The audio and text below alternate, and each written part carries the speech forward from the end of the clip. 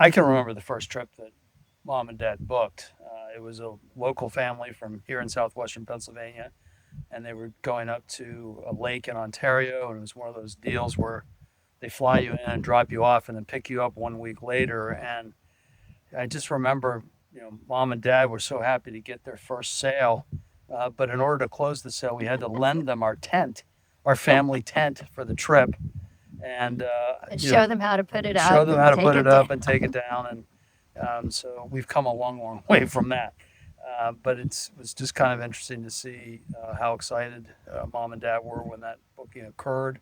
I'm Mike Fitzgerald, and this is my sister Mollie. We run Frontiers Travel. We're based in Western Pennsylvania, but we draw from a national and an international clientele. We've really been one of the pioneers in outdoor oriented travel, mostly fly fishing and bird hunting, but we do a lot of special interest things like hiking, photography, wine and culinary trips. We have literally grown up with Frontiers. It was started by our parents, Mike and Susie Fitzgerald, in 1969. And the first office was on my parents' premises above a two-car garage.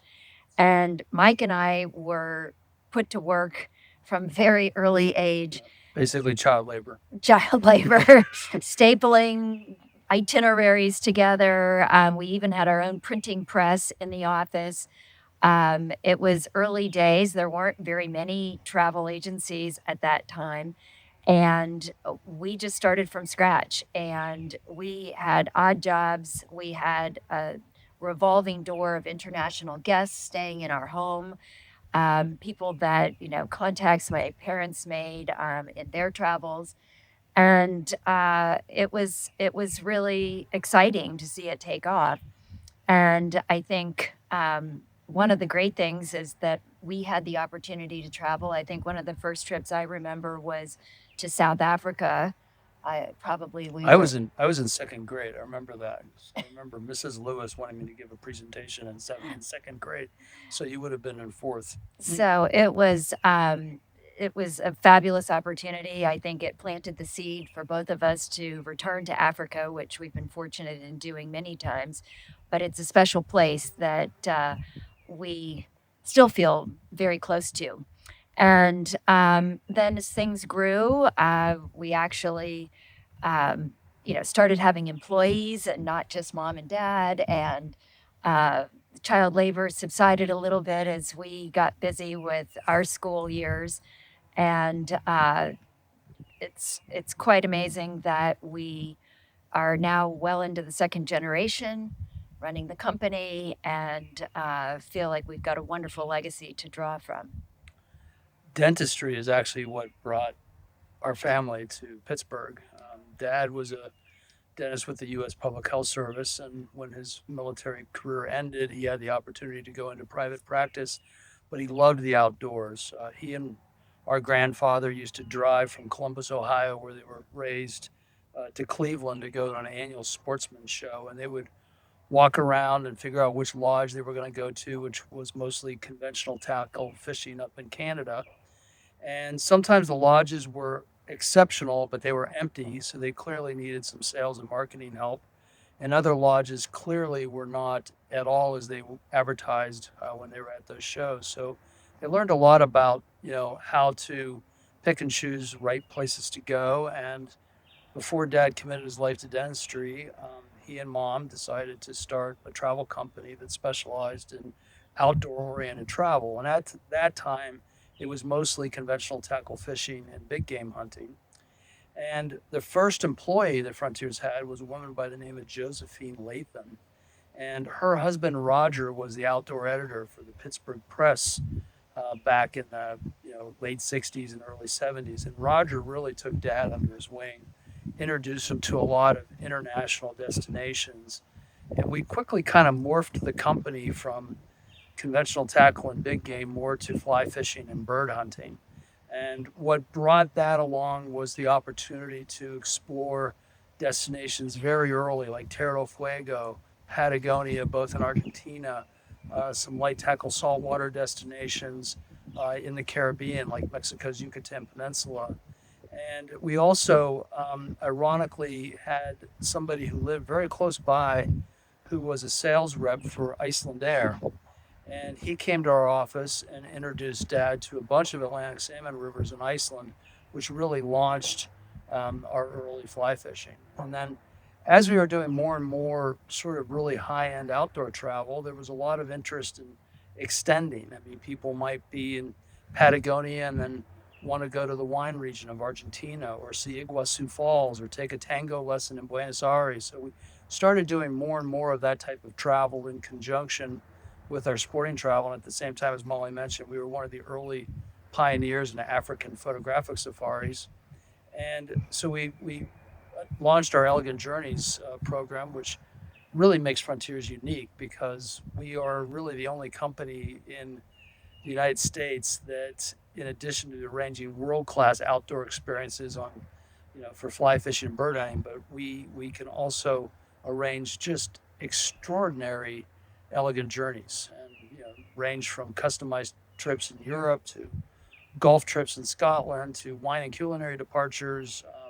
It really runs the gamut. And our photography isn't just limited to Africa. We do a lot of things in Antarctica, the Galapagos, the Inside Passage in Alaska. So we're a very diverse company. We operate in both hemispheres, and it's just a year-round um, experience for us.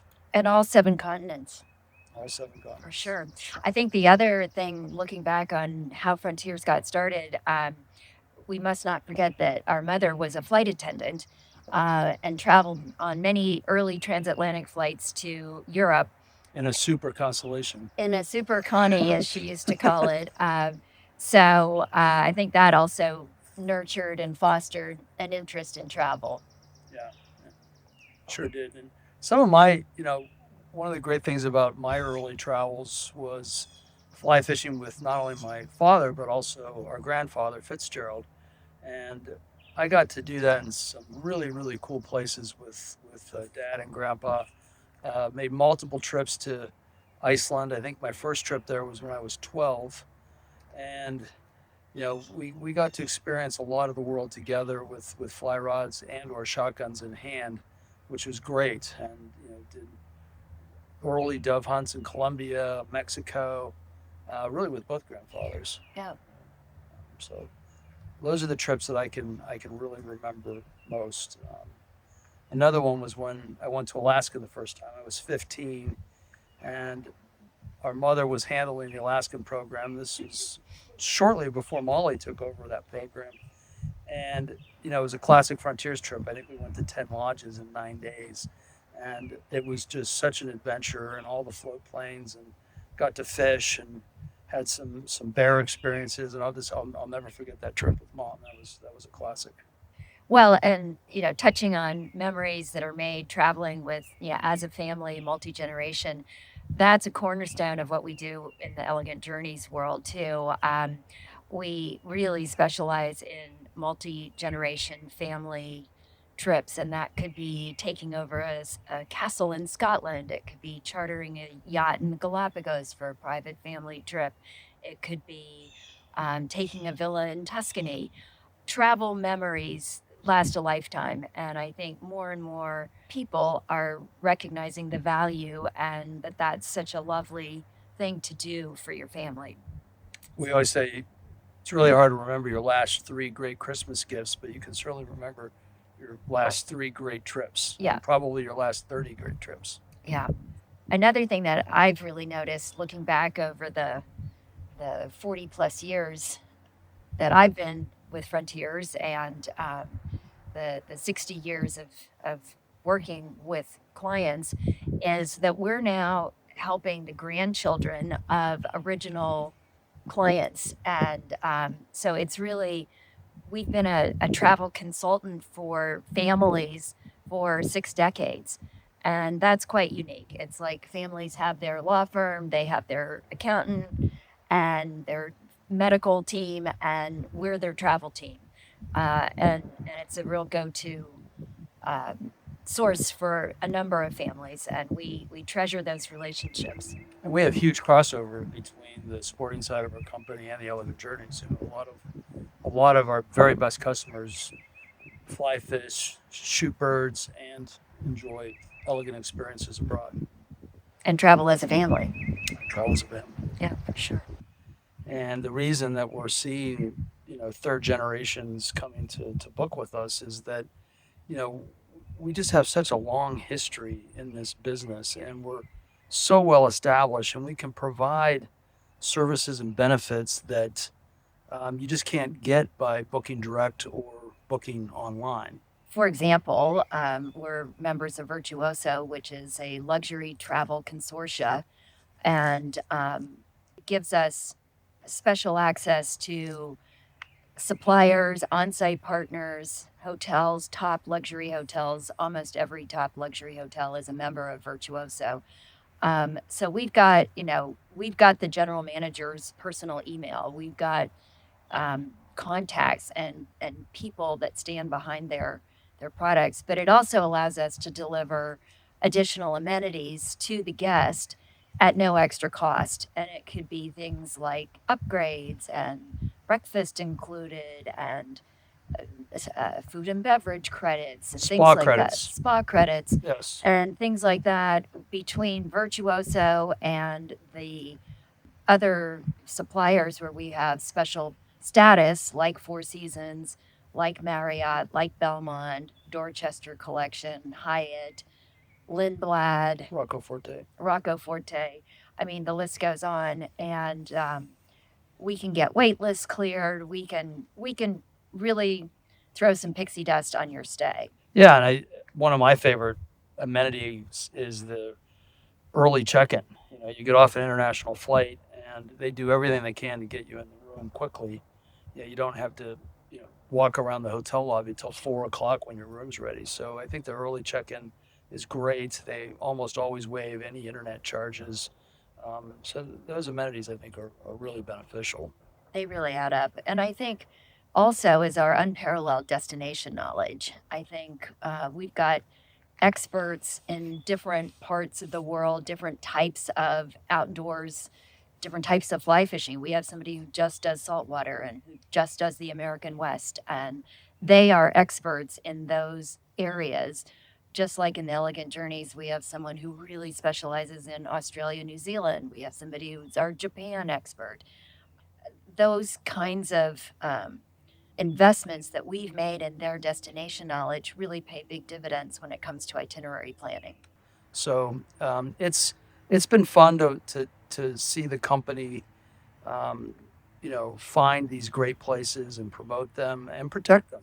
We're very committed to the communities where we operate, and we're very committed to protecting the resources. And, see communities benefit from tourism in some really remote parts of the world.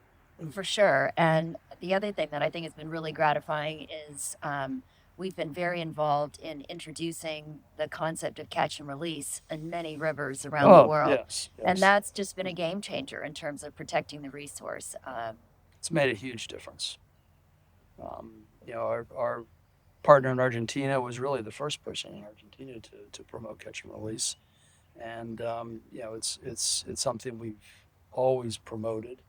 Again, it keeps resources alive and fishing well for decades. We've done it in Iceland and Norway and Russia for Atlantic salmon, and they've tagged fish, and many times you'll catch a fish that's tagged, and you can look up that when it was last in the river, and it's proof positive that it works. Yes, I couldn't agree more. Yeah, I mean we're to the point now where we've got a staff of 50 people here in Western Pennsylvania. We've got a staff of 5 in the UK to better cater to our European clientele. So much bigger company, and technology has allowed us to process a lot more, and we haven't had to loan a tent to anybody in 56 years, I think. So.